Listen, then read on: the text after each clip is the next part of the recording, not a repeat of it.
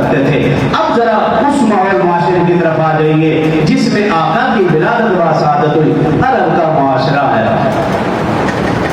اور یہ ایسا گندا معاشرہ بن چکا ہے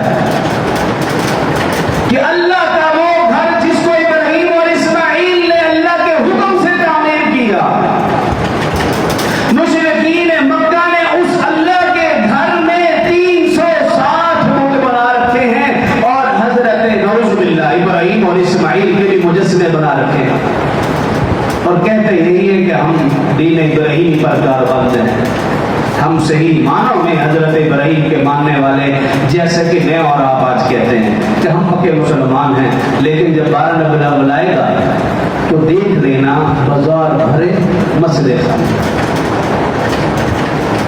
اسلام میں ہر مسلمان کو 12 ربیع الاول کے دن بھی پنجگانہ نماز جماعت نصیب نہیں ہوتی اور کہتا یہ کہ میں مسلمان ہوں.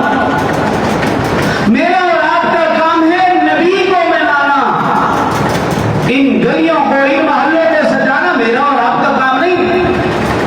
جب میں اور آپ آقا کی سنت کو سجائیں گے، آقا کے حکموں کو اپنے اوپر لاگو کریں گے، یہ عذاب، یہ سیلاب، یہ طوفان کچھ بھی نہیں، اللہ ساری چیزیں دور کر دے گا.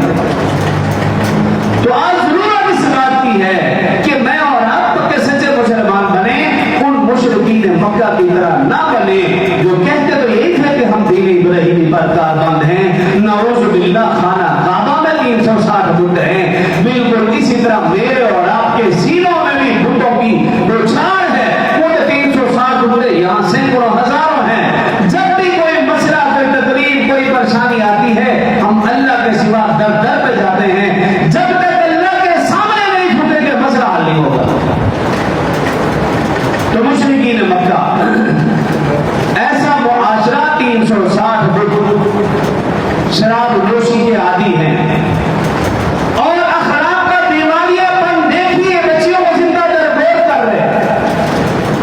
اگر خاوند فوت ہو جائے بیوی کو اس کے ساتھ زندہ دفن کر رہے ہیں.